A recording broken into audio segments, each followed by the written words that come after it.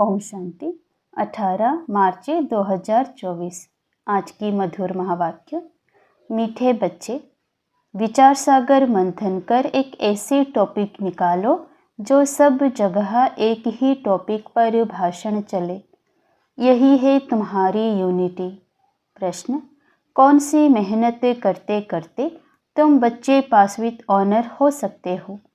उत्तर, कर्म बंधन से अतीत बनो।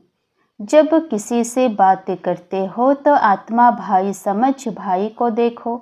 बाप से सुनते हो तो भी बाप को भ्रिकुटी में देखो। भाई भाई की दृष्टि से वह स्नेह और संबंध पक्का हो जाएगा। यही मेहनत का काम है। इससे ही पास विद ऑनर बनेंगे। ऊंच पद पाने वाले बच्चे यह पुरुषार्थ अवश्य करेंगे। ओम शांति। मीठे मीठे बच्चों को समझाया गया है, यह है मृत्युलोक, उसकी भेंट में अमर लोक भी है। भक्ति मार्ग में दिखाते हैं, शंकर ने पार्वती को अमर कथा सुनाई। अब अमर लोक में तो तुम जाते हो। शंकर तो कथा सुनाते नहीं, कथा सुनाने वाला ज्ञान सागर एक ही बाप है। शंकर कोई ज्ञान सागर नहीं जो कथा सुनाएंगे। ऐसी ऐसी बातों पर तुम बच्चों को समझाना है। काल पर जीत कैसे पाई जाती है, यह जो नॉलेज है वह अमर बनाती है। इससे आयु बड़ी होती है। वहाँ काल होता नहीं। यहाँ तुम 5 विकारों अथवा रावण पर जीत पाने से राम राज्य अथवा अमर लोक के मालिक बनते हो। मृत्यु लोक में है रावण राज्य, अमर लोक में है राम राज्य। देवताओं को कभी काल नहीं खाता, वहाँ काल के जमघट होते नहीं। तो यह टॉपिक भी बहुत अच्छी है। मनुष्य काल पर विजय कैसे पा सकते हैं, यह सारी ज्ञान की बातें हैं। भारत अमर लोक था, कितनी बड़ी आयु थी। सर्प का मिसाल भी सतयुग के लिए है। एक खाल छोड़ दूसरी लेते हैं। इसको कहा जाता है बेहद का वैराग्य। जानते हैं सारी दुनिया का विनाश होने वाला है। यह पुराना शरीर भी छोड़ना है। यह 84 जन्मों की पुरानी खाल है। अमर लोक में ऐसे नहीं होता। वहाँ फिर समझते हैं अब शरीर बड़ा जर्जरीभूत हो गया है, इसे छोड़ नया शरीर लेंगे। फिर साक्षात्कार भी होता है। समझ को ही साक्षात्कार कहा जाता है। हमारी अब नई खाल तैयार हुई है, पुरानी को अब छोड़ना है। वहाँ भी ऐसे ही होता है। उनको कहा ही जाता है अमर लोक, जहाँ काल आता नहीं। आपे ही समय पर शरीर छोड़ देते हैं। कछुए का मिसाल भी यहाँ का है। काम करके फिर अंतर्मुखी हो जाता है। इस समय के मिसाल फिर भक्ति मार्ग में कॉपी करते हैं, परंतु सिर्फ कहने मात्र, समझते कुछ भी नहीं। अभी तुम तो समझते हो। राखी उत्सव, दशहरा, दीपमाला, होली आदि सब इस समय के हैं। जो भक्ति मार्ग में चले हैं तो यह बातें सतयुग में होती नहीं। यह ऐसी ऐसी टॉपिक लिखो। मनुष्य काल पर जीत कैसे पहन सकते हैं, मृत्युलोक से अमरलोक में कैसे जा सकते हैं, ऐसी बातों पर समझाने के लिए पहले लिखना पड़ता है। जैसे नाटक की स्टोरी लिखते हैं। आज फलाना नाटक है, तुम्हारी भी पॉइंट्स की लिस्ट हो। आज इस टॉपिक पर समझाया जाएगा। रावण राज्य से देवी राज्य में कैसे जा सकते हैं। समझानी तो भल एक ही है, परंतु भिन्न भिन्न टॉपिक सुनने से खुशी होगी कि बेहद के बाप से बेहद का वर्षा कैसे मिलता है। जैसे सन्यासियों का अखबार में पढ़ता है, आज 125वां यज्ञ रचा है, उसमें यह सुनाएंगे। यहाँ तो बाप कहते हैं मैं एक ही बार यज्ञ रचता हूँ, जिसमें सारी पुरानी दुनिया स्वाहा हो जाती है। वह तो बहुत यज्ञ रचते हैं, जुलूस आदि करते हैं। यहाँ तो तुम जानते हो यह रुद्र शिव बाबा का एक ही यज्ञ है, जिसमें सारी पुरानी दुनिया स्वाहा हो जाती है। नई दुनिया की स्थापना हो जाती है और तुम जाकर देवता बन जाते हो। यह भी बाप तुमको समझाते हैं। रचयिता बाप ही आकर अपना और रचना के आदि मध्य अंत का सारा नॉलेज देते हैं और राजयोग भी सिखाते हैं। सतयुग में है ही पवित्र देवताएं, वह राजाई भी करते हैं। उसको कहा जाता है आदि सनातन देवी देवता धर्म। यह भी टॉपिक रख सकते हो कि आदि सनातन सतयुगी देवी देवता धर्म की स्थापना कैसे हो रही है, विश्व में शांति कैसे स्थापन होती है। आकर समझो, परम पिता परमात्मा के सिवाय विश्व में शांति स्थापन करने की राय और कोई दे नहीं सकते। राय देने वाले को भी प्राइज मिलती है। विश्व में शांति स्थापन करने की प्राइज कैसे और कौन देते हैं, यह भी टॉपिक है। ऐसे विचार सागर मंथन कर टॉपिक निकालनी चाहिए। ऐसा प्रबंध हो जो सब जगह एक ही टॉपिक हो, सबका कनेक्शन रहेगा। ऐसी लिस्ट बनाकर पहले इशारा दे देना चाहिए, फिर समाचार दिल्ली में आना चाहिए। सबको मालूम पड़ जाए कि सब जगह ऐसा भाषण चला। इसको कहा जाता है यूनिटी। सारी दुनिया में डिसयूनिटी है। राम राज्य का गायन है, शेर गौ इकट्ठा जल पीते हैं। त्रेता में ऐसा गायन है, तो सतयुग में क्या नहीं होगा। बाकी शास्त्रों में तो अनेक कथाएं लिख दी है। तुम तो बाप से एक ही कथा सुनते हो। दुनिया में ढेर कथाएं बनाते रहते हैं। द्वापर से लेकर कलयुग तक जो भी शास्त्र आदि चलते हैं, वहाँ तो वह होते नहीं। भक्ति मार्ग की सब बातें पूरी हो जाती है। यहाँ तुम जो कुछ भी देखते हो वह सब है इविल।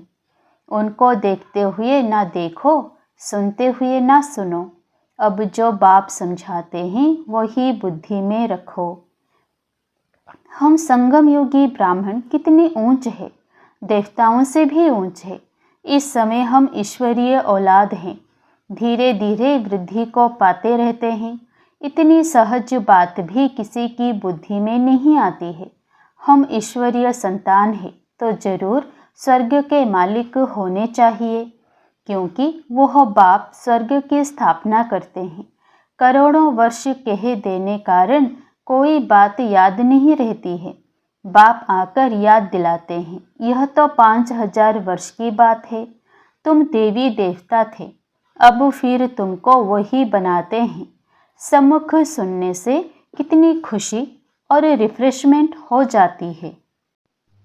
बच्चे जो सयाने हैं, समझू हैं, उनकी बुद्धि में आता है हमको बाप से वर्षा तो जरूर लेना है।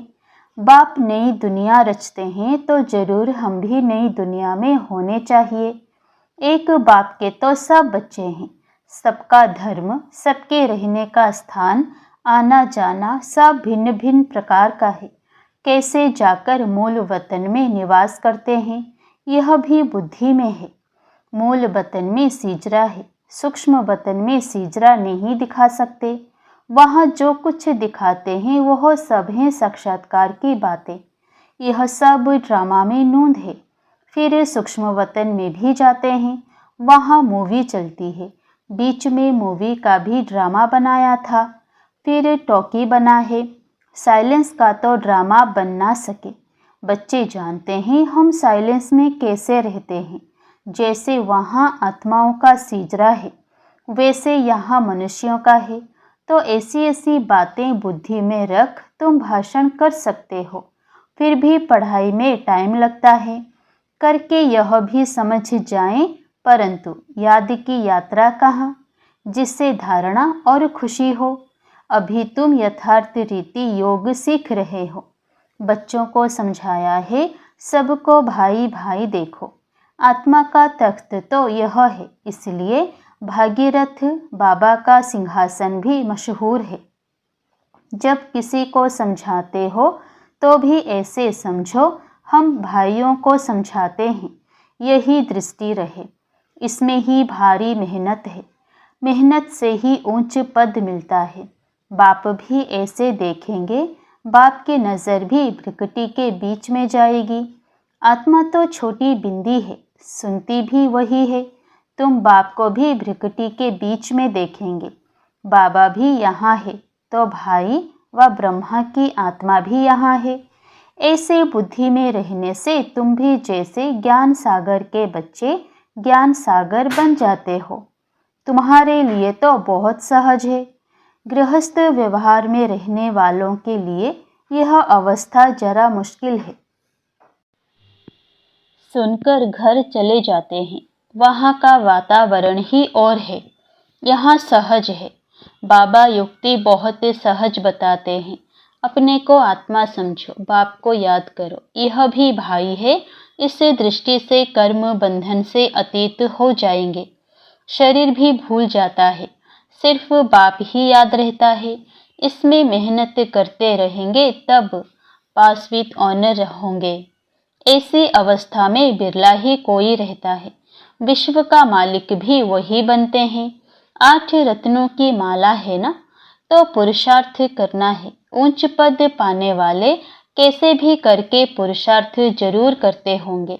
इसमें दूसरी कुछ भी बातें निकलती नहीं है। भाई भाई की दृष्टि स्नेह और संबंध हो जाता है।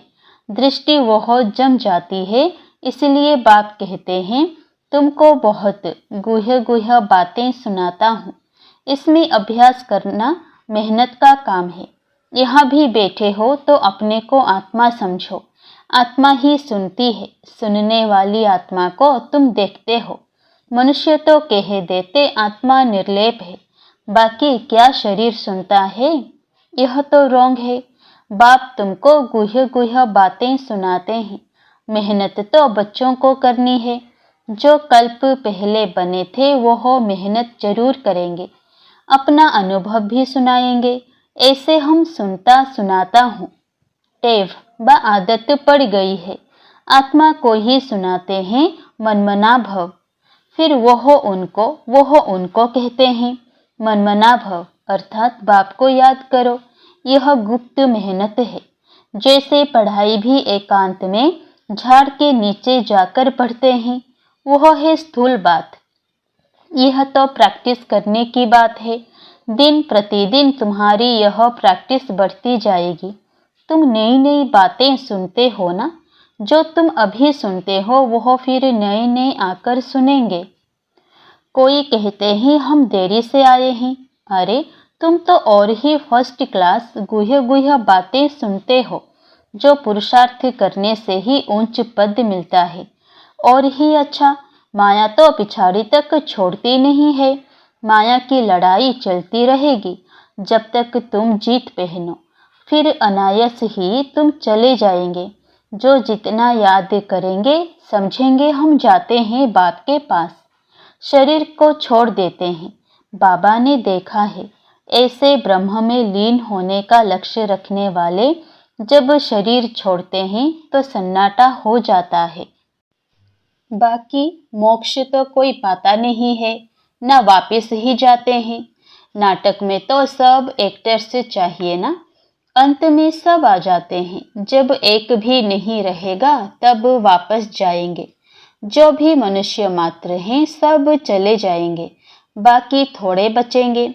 वह कहेंगे सबको सी ऑफ किया। इस समय सतयुग की स्थापना हो रही है। कितने करोड़ों मनुष्य हैं। सबको हम सी ऑफ कर फिर अपनी राजधानी में चले जाएंगे। वो लोग तो करके 40-50 को सी ऑफ करते होंगे।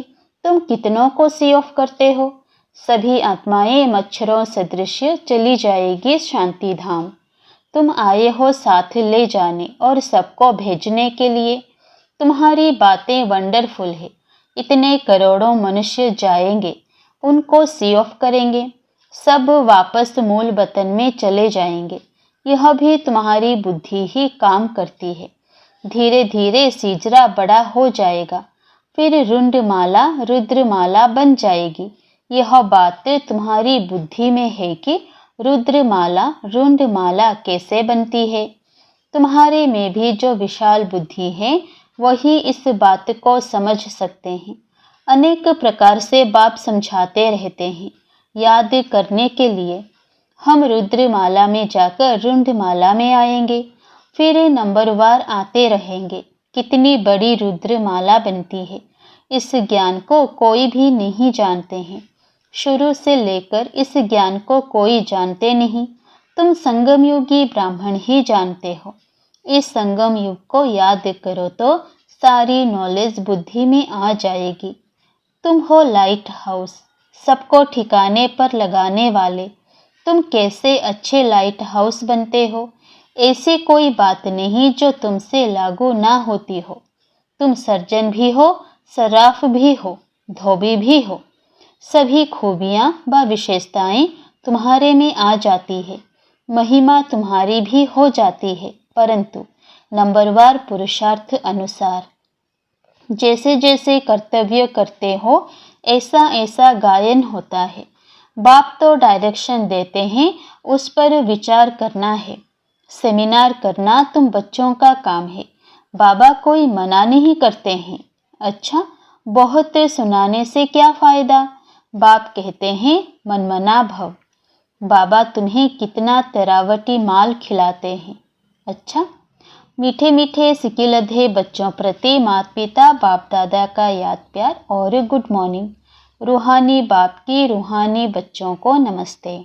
धारणा के लिए मुख्य सार। पहला, सदा नशा रहे कि हम संगम युगी ब्राह्मण देवताओं से भी ऊंच है, क्योंकि अभी हम ईश्वरीय औलाद हैं। हम मास्टर ज्ञान सागर हैं। सभी खूबियां इस समय हमारे में भर रही है। दूसरा, जो बाप समझाते हैं वही बुद्धि में रखना है। बाकी कुछ भी सुनते हुए ना सुनो, देखते हुए ना देखो। ये नो इविल, सी नो इविल। वरदान, ईश्वरीय सेवा द्वारा वैरायटी मेवा प्राप्त करने वाली अधिकारी आत्मा भव। कहा जाता है करो सेवा तो मिले मेवा। ईश्वरीय ज्ञान देना ही ईश्वरीय सेवा है। जो यह सेवा करते हैं उन्हें अति इंद्रिय सुख का, शक्तियों का, खुशी का वैरायटी मेवा मिलता है। आप ब्राह्मण ही इसके अधिकारी हो, क्योंकि आपका काम ही है ईश्वरीय पढ़ाई पढ़ना और पढ़ाना, जिससे ईश्वर के बन जाएं। तो ऐसी ईश्वरीय सेवा करने से ईश्वरीय फल के अधिकारी बन गए। इसी नशे में रहो। स्लोगन, बाप के साथ रहकर कर्म करो तो डबल लाइट रहेंगे।